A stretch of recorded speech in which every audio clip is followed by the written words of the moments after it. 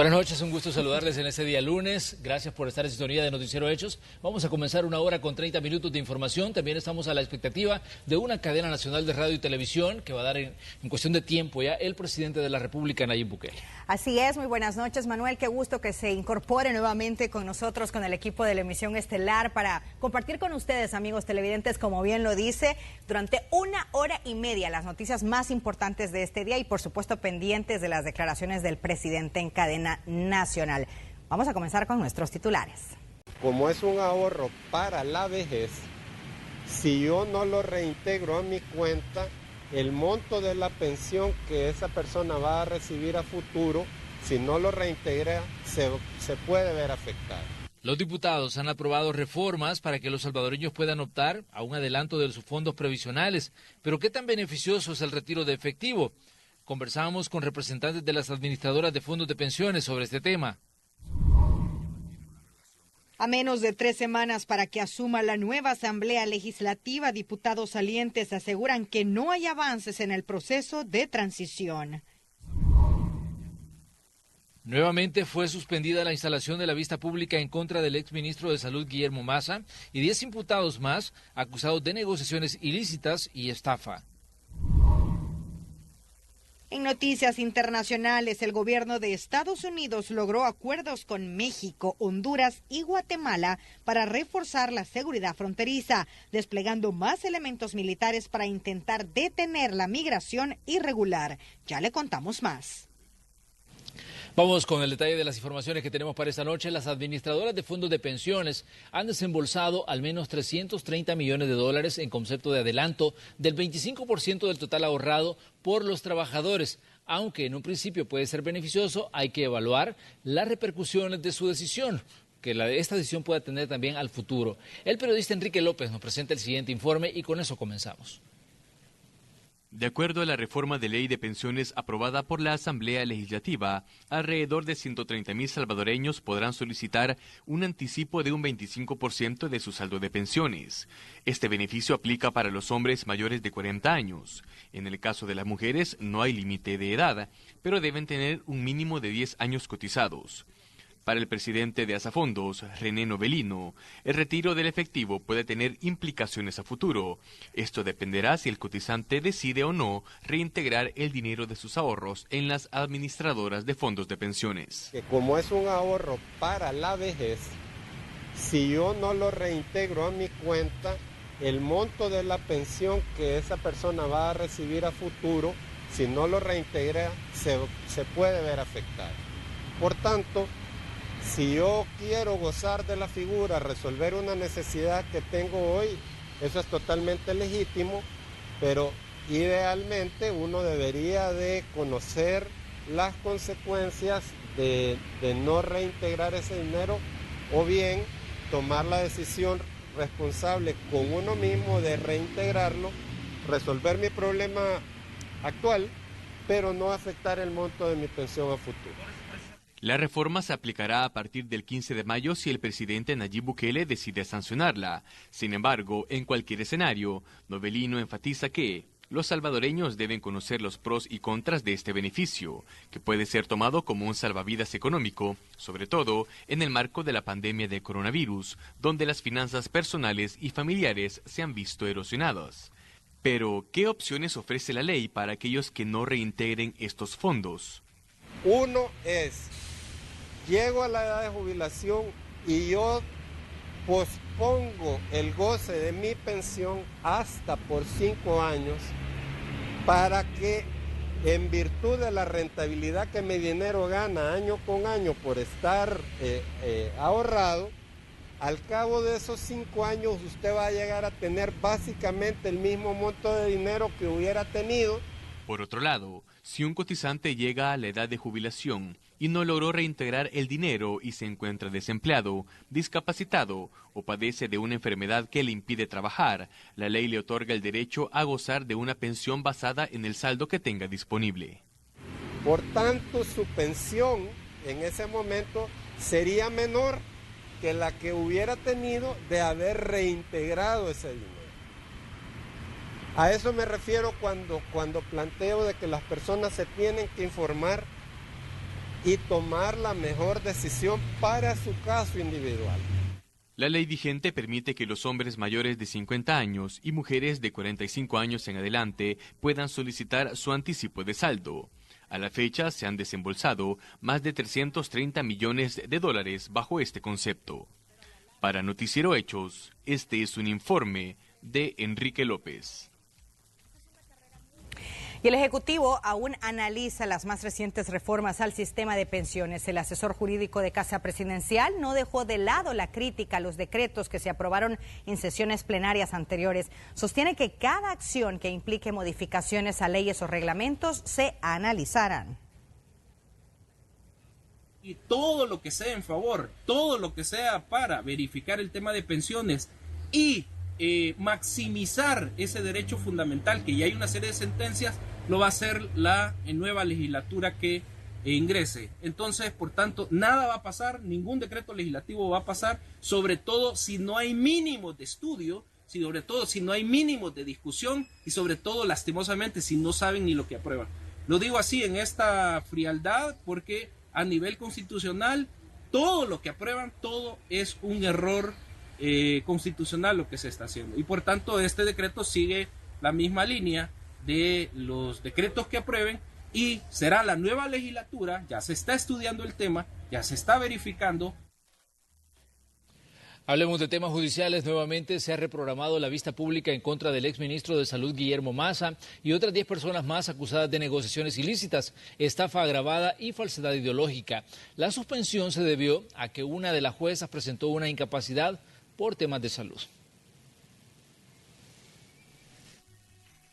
Recordemos que este juicio es colegiado, es decir, son los 3 jueces del juzgado tercero de sentencia los que tienen que resolver y una de las juezas se ha presentado una incapacidad médica y por lo tanto el juicio queda suspendido hasta nuevo aviso. ¿No se tiene una fecha de cuándo podría ser reprogramado? No, habría que esperar la recuperación médica de la jueza para programar. Recordemos que este es el juicio en el cual el ministro Massa y las otras personas están siendo acusados por supuestas anomalías que ocurrieron en la construcción de los hospitales San Pedro de Usulután y Santa Gertrudis de San Vicente. Un resumen de noticias. El Ministerio de Salud desarrolló una jornada de tamizaje comunitario para la detección del COVID-19 en Olocuilta. Ese municipio registra 181 casos y es el tercero en La Paz en índice de contagios. Hoy continuó la inmunización de adultos mayores de 70 años o con enfermedades crónicas. Algunos centros de vacunación son la Unidad Médica del Seguro Social Atlacat en San Salvador, así como el Centro Escolar Leonardo Azcúnaga en Soyapango y el Hospital Nacional San Rafael. La PNC capturó en Santa Elena, Usulután, a Carlos Antonio Romero, supuesto miembro de estructuras criminales, a quien se le incautó un arma de fuego, 2 cargadores, 27 cartuchos y un teléfono celular. Acusados de contrabando de cigarros, la policía detuvo a Dinora Esperanza Rivera, César Martínez y Cristian Medrano. En el procedimiento se les decomisó 15 cajas del producto, valorado en $21,375.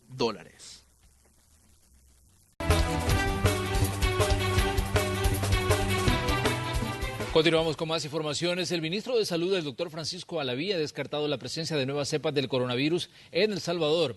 El doctor también ha informado que más de 200,000 personas ya han sido vacunadas. Conozcamos más en el siguiente informe. El ministro de Salud, Francisco Alaví, descartó que en el país se haya encontrado una nueva variante de COVID-19 y asegura que se han implementado medidas como la entrega del resultado de la prueba PCR a personas que ingresen por puntos fronterizos. Guatemala se mantiene en alerta porque en al menos 7 pacientes se detectó la cepa californiana. Porque estamos interpretando que debemos retrasar la llegada de nuevas variantes del virus que podrían facilitar el crecimiento de la transmisión de esta enfermedad en el territorio. Entonces, la población salvadoreña puede tener la tranquilidad que al solicitar ese PCR nosotros estamos disminuyendo la posibilidad.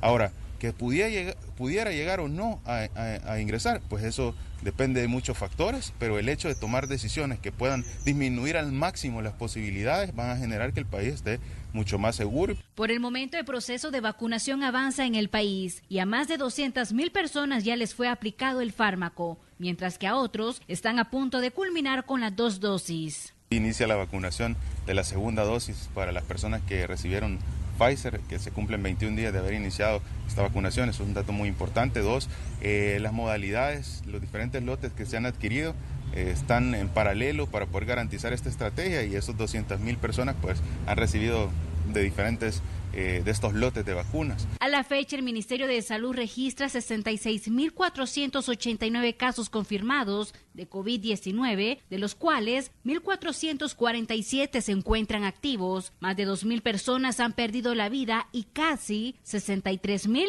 se han recuperado. Con imágenes e informe de Marcela Rivera.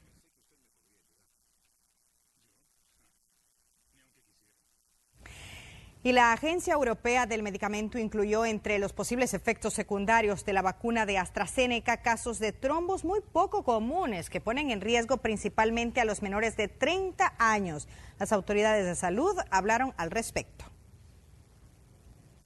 Los resultados de la investigación realizada por la Agencia Europea del Medicamento concluyó en primer lugar que la vacuna de AstraZeneca tiene un pequeño riesgo de provocar trombos, principalmente en los menores de 30 años. En el estudio se hizo una comparación entre los riesgos potenciales y los beneficios que tiene la vacuna para los adultos.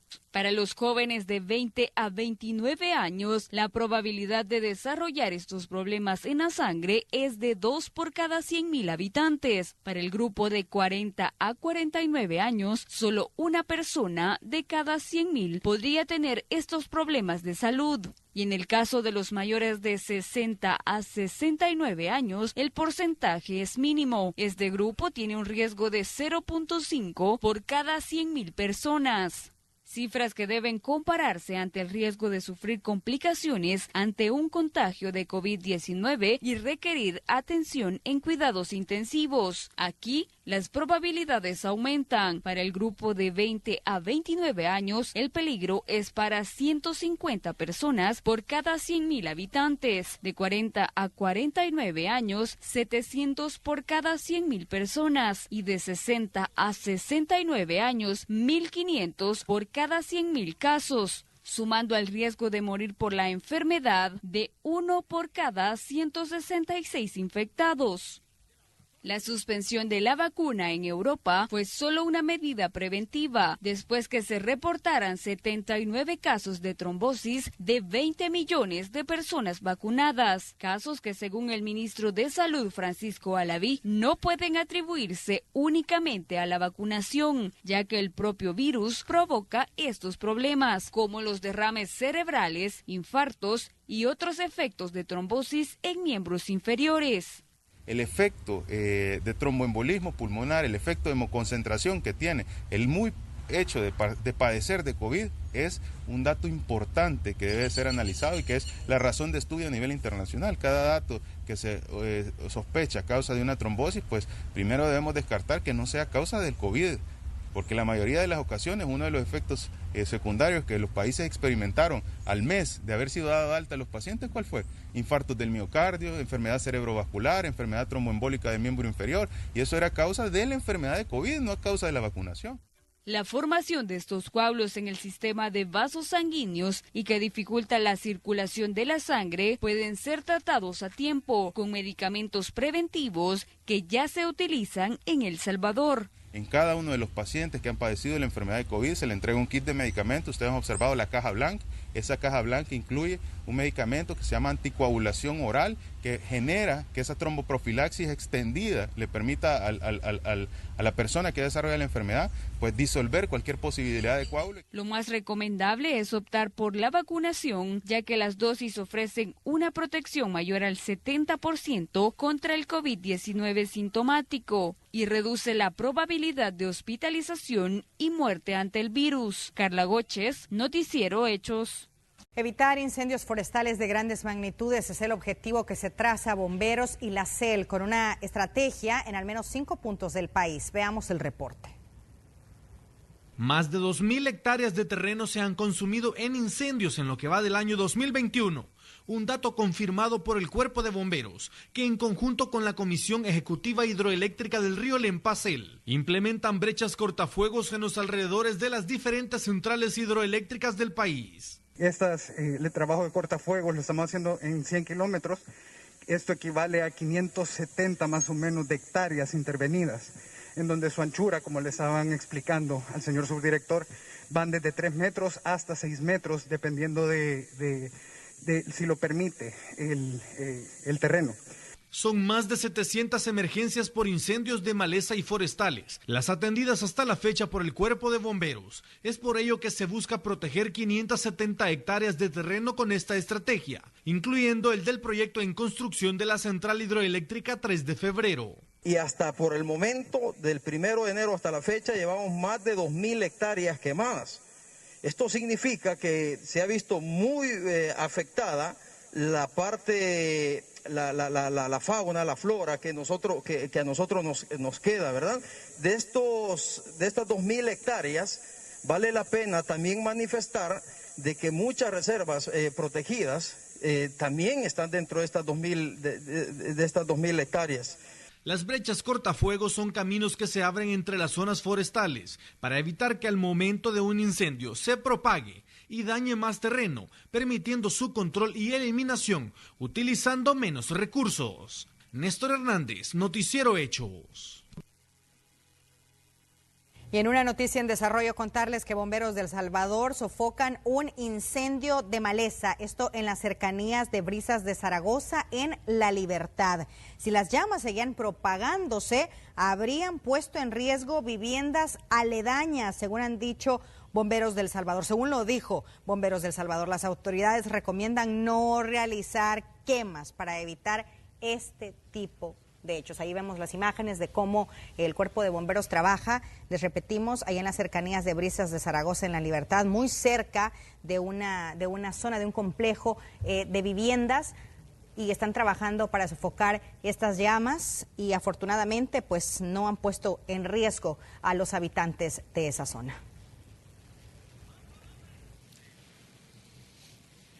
Una mujer de 43 años murió electrocutada cuando intentaba limpiar el techo de su hogar. La víctima contaba con un sistema de seguridad con electricidad en su casa, pero olvidó bajar los térmicos, es decir, desconectar el sistema, recibiendo una descarga eléctrica tras hacer contacto con el alambre tipo Razor. Según lo que manifiestan vecinos de esta persona, mencionaron de que estaba en una tarea de limpieza de techo. Quizás me imagino que con la intención de tener limpio su techo para los próximos días de lo que son las lluvias. En este tipo de actividades lo más recomendable es mejor solicitar de las personas que están ya propiamente especializadas en este tipo de tareas para no verse en un accidente como el que había sucedido. Y esta tarde fueron sepultados los restos de la menor de 13 años que murió ahogada el viernes en la playa Barra de Santiago, allá en la zona de Huachapán. Su cuerpo fue recuperado por cuerpos de socorro tras 2 días de una intensa búsqueda por esa zona.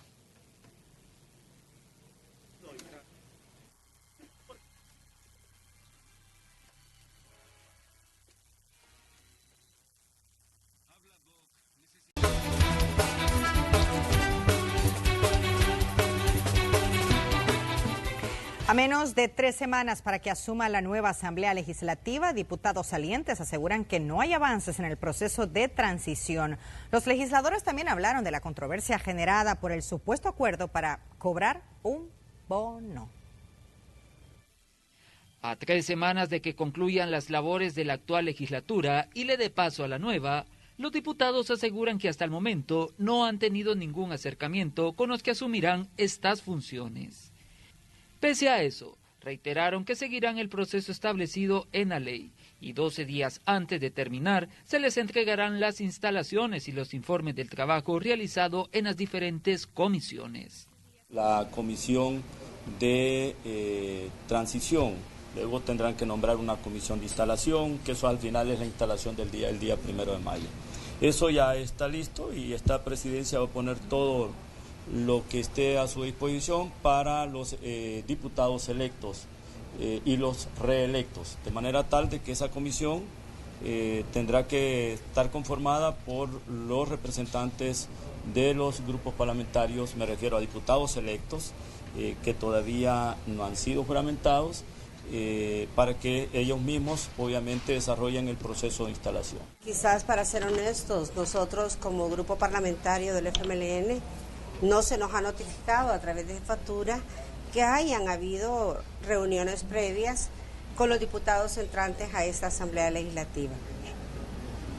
Por ende, tampoco no hay una posibilidad, así lo vemos nosotros, de que ellos se acerquen también para hacer un proceso de transición de una forma profesional y maduro como este órgano lo merece.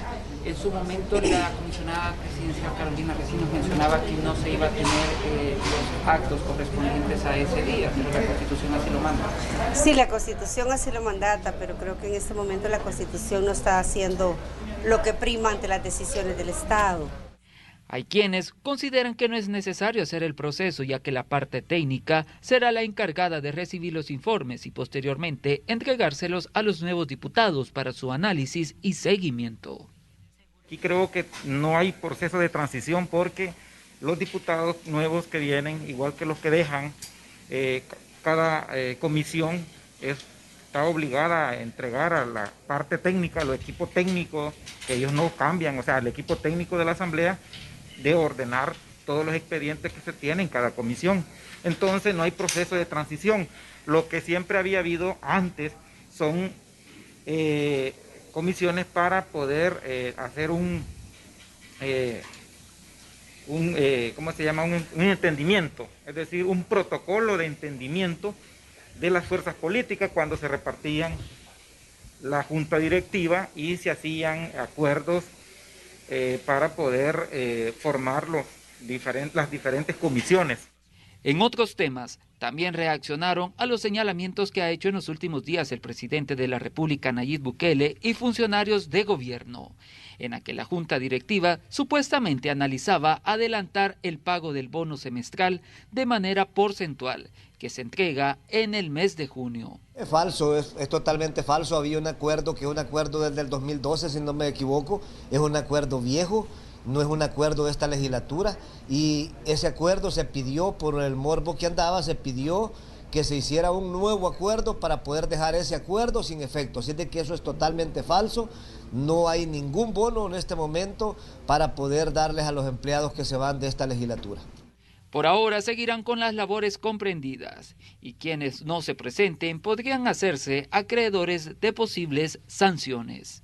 Con imágenes de Roberto Martínez, este es un informe para Noticiero Hechos de Ernesto Cornejo. Bien, ahí tenemos el mensaje del presidente de la República en esta noche de lunes 12 de abril de 2021, donde está hablando de cómo va a continuar el tema de la lucha contra la COVID-19. Un punto importante, el que inicia ya la faceta de vacunación de personas mayores de 60 años. Dijo, ya pueden hacer su cita a través de los medios electrónicos para proceder luego a la vacunación. Además, ha descartado que se vaya a proceder con una cuarentena o un confinamiento como sucedió el año anterior. Estos son elementos importantes, además de la inauguración, Roxana, del megacentro de vacunación que va a funcionar en la tercera fase del Hospital El Salvador. Así es, el cual tendrá una capacidad para atender aproximadamente a unas 10,000 personas al día y que, según el presidente, esperan llegar a un ritmo de hasta 30,000 vacunados diarios. Estos han sido los tres principales temas que se han tratado en esta cadena nacional, y así nosotros vamos a una pausa comercial, pero volvemos con más. Quédese con nosotros. La seguridad fronteriza vuelve a ser protagonista en la Casa Blanca. La estrategia causa preocupación y rechazo en grupos a favor de los derechos humanos de los migrantes. Okay, happy Monday. La administración Biden confirmó que alcanzó acuerdos con México, Honduras y Guatemala en términos de seguridad fronteriza. Los detalles los divulgó la portavoz de la Casa Blanca. México tomó la decisión de mantener 10.000 soldados en su frontera sur, resultando en el doble de interdicciones diarias de migrantes. Guatemala envió 1.500 policías y militares a su frontera con Honduras y acordó establecer 12 puestos de control. A lo largo de la ruta migratoria, Honduras agregó 7.000 policías y militares para dispersar un gran contingente de migrantes. Esta sería la estrategia diplomática más reciente de la administración Biden para detener el flujo de migrantes, mientras sus voceros siguen insistiendo que la frontera está cerrada. El objetivo es dificultar el trayecto y dificultar el cruce de fronteras. El acuerdo parece ser similar a las exigencias hechas por el expresidente Donald Trump a los gobiernos del Triángulo Norte, que generaron críticas basadas en el tratamiento humanitario de los inmigrantes. Ante el anuncio de la Casa Blanca, organizaciones como Human Rights Watch consideraron que la medida, que pareciera centrarse en el uso de la fuerza para disuadir a los migrantes, podría poner en mayor riesgo a niños y adolescentes que continúan realizando el peligroso viaje. Estados Unidos es igualmente responsable del daño que podrían sufrir los niños, que incluye daños potenciales relacionados con el uso de la Guardia Nacional, fuerza militarizada, podría incluir detenciones o podría incluir deportaciones a un lugar donde podrían ser lastimados. Más temprano, un funcionario de la Casa Blanca aseguró a la cadena CNN que esto no solo evitaría que los traficantes se aprovechen de los niños, sino que los protegerá. La portavoz de la Casa Blanca no ofreció detalles sobre la implementación de estos operativos, pero se refirió a ellos como políticas disuasivas, que también desatan críticas. La disuasión nunca debe ser la base de una política migratoria, nunca debe ser lo que el gobierno está tratando de lograr. Jorge Agobián, Voz de América, Washington. Bien, y a este anuncio ha reaccionado el director del Ejecutivo del Instituto Salvadoreño del Migrante. ¿Qué dice? Escuchamos a continuación. Lo que observamos es una respuesta más de lo mismo. Una respuesta militar ante un flujo humano que demanda protección, asilo y refugio. Como sociedad civil continuamos en nuestra demanda, conozcamos lo que motiva la migración, vayamos a las comunidades de origen de la migración y a partir de ahí ataquemos este fenómeno. No estamos de acuerdo en continuar viendo violencia, militarización para detener estos flujos migratorios. Ahora nos vamos hasta el occidente del país para conocer los esfuerzos que se realizan con el fin de recuperar el cultivo de la sandía. El Porvenir en Santa Ana por años fue identificado como la capital de dicho fruto, pero lamentablemente todo cambió. Sin embargo, ha surgido una luz de esperanza. Con los detalles, el periodista Julio Guevara en la sección Hechos del Agro.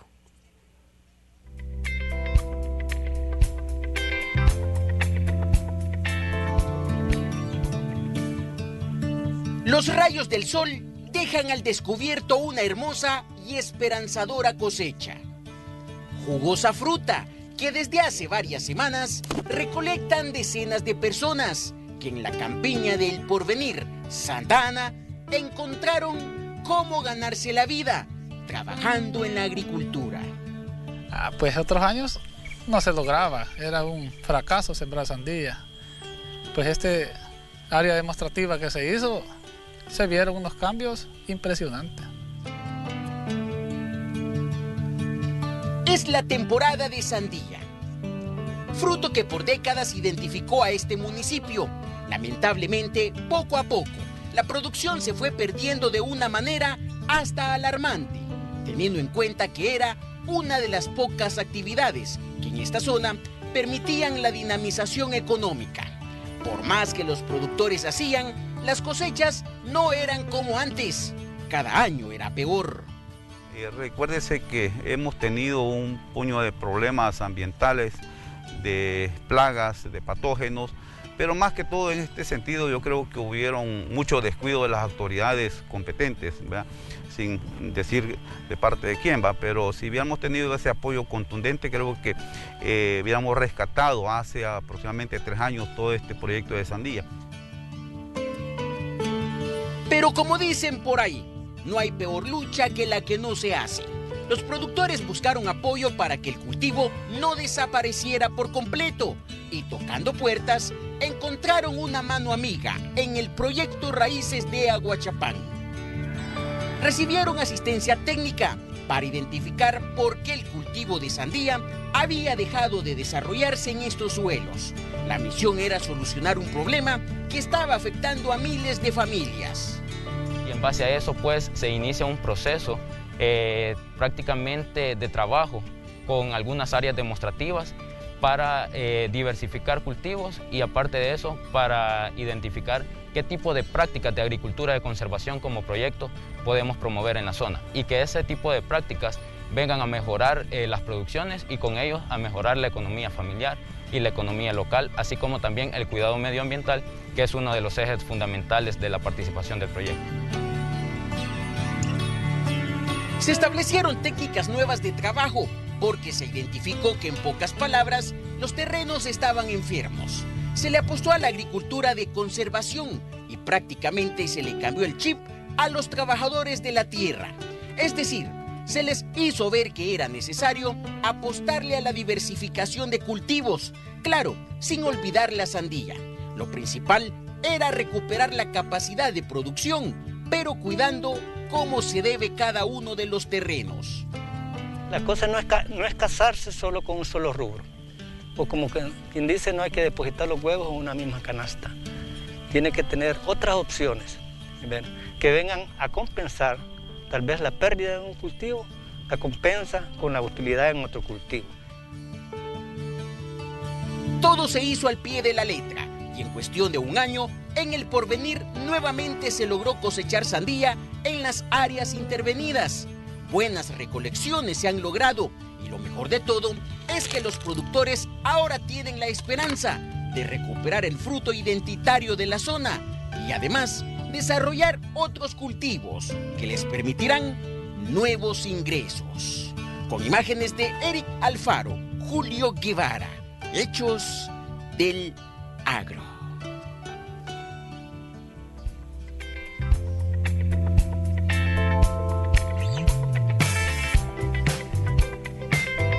Y de los hechos del agro vamos a hechos de la economía.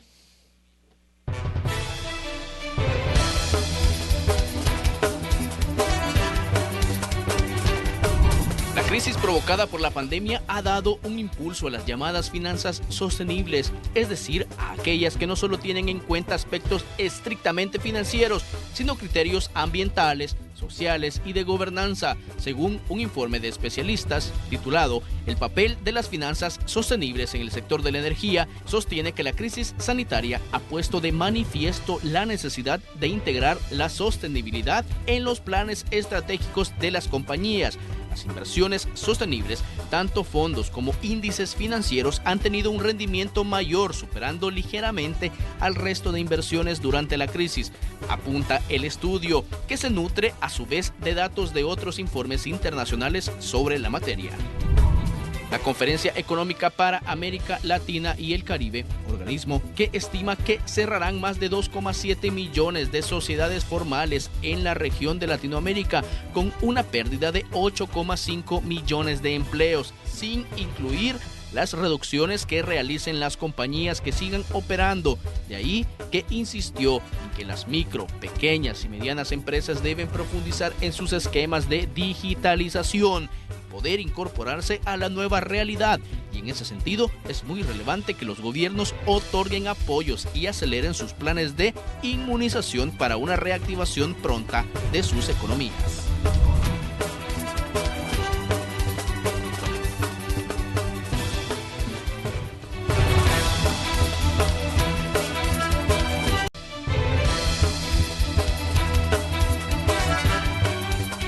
Continuamos revisando algunos de los temas más importantes de este día. Los peruanos, que han tenido 4 presidentes desde 2018, acudieron a las urnas para elegir un nuevo mandatario entre 18 candidatos sin ningún favorito, mientras la pandemia no da tregua a este país. Los peruanos salieron a votar entre el miedo al COVID-19 y unos nuevos designios para el país inca. La lista, que tenía 18 candidatos presidenciales, generaba gran expectativa y, cumpliéndose lo anunciado por las encuestas, se llegó a la segunda vuelta entre las que se consideran extrema izquierda y derecha conservadora. En un contexto donde el país enfrenta diversos desafíos de carácter económico, social, sanitario, así que nosotros estamos contemplando una eventual segunda vuelta. Hemos organizado una elección en la peor de las circunstancias, con un país golpeado fuertemente por la pandemia, por la crisis económica y en plena transición política. Según el Instituto de Estudios Peruanos, la intención de voto nunca había estado tan fragmentada en los últimos 20 años. Hemos tenido 2-3 periodos nefastos con temas de corrupción, pues con un presidente suicidado. Y es que el cambio que esperan los peruanos se basa en la corrupción, ya que según la Universidad de Vanderbilt, en Estados Unidos, sus habitantes creen que la mitad o más de los políticos están involucrados en cohecho. Parecen ratoncitos mirando por dónde picar a ver quién es el que gana.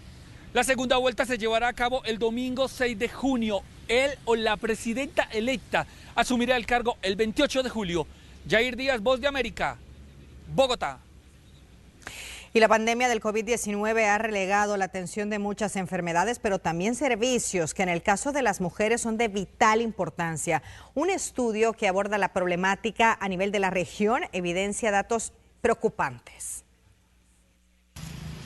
Las restricciones en los servicios de salud reproductiva durante la pandemia en 2020 tuvieron como consecuencia una tendencia al alza en los indicadores de mortalidad materna.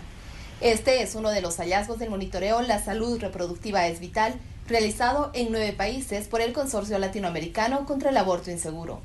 La emergencia del COVID-19 desplazó el acceso a la atención perinatal, métodos anticonceptivos y aborto seguro. Así lo explica la abogada colombiana Sonia Ariza, que fue parte de esta investigación. Países como Colombia o Argentina emitieron lineamientos para garantizar que estas prácticas de salud fueran provistas durante toda la emergencia sanitaria, y otros países como Ecuador, Perú o Bolivia no tuvieron ni siquiera estos lineamientos y entonces el acceso se vio severamente restringido. Según la Organización Mundial de la Salud, entre el 88 y el 98% de las muertes maternas son evitables, pero también se necesita un mayor compromiso en la gestión de salud pública. Desde Bolivia, la doctora Fuentina Ugarte se refiere a esta problemática. La mortalidad materna ha aumentado y también como mortalidad misma ha aumentado de todos los servicios, ¿no es cierto? Lastimosamente nuestros centros de salud y nuestros centros hospitalarios son muy escasos. La respuesta de los estados para garantizar estos servicios considerados esenciales para las mujeres es tema de constante reflexión, sostienen los expertos. Fabiola Chambi, Voz de América, Bolivia. Estamos llegando al final de esta emisión. Muchas gracias por su sintonía. Muchas gracias. Hasta mañana.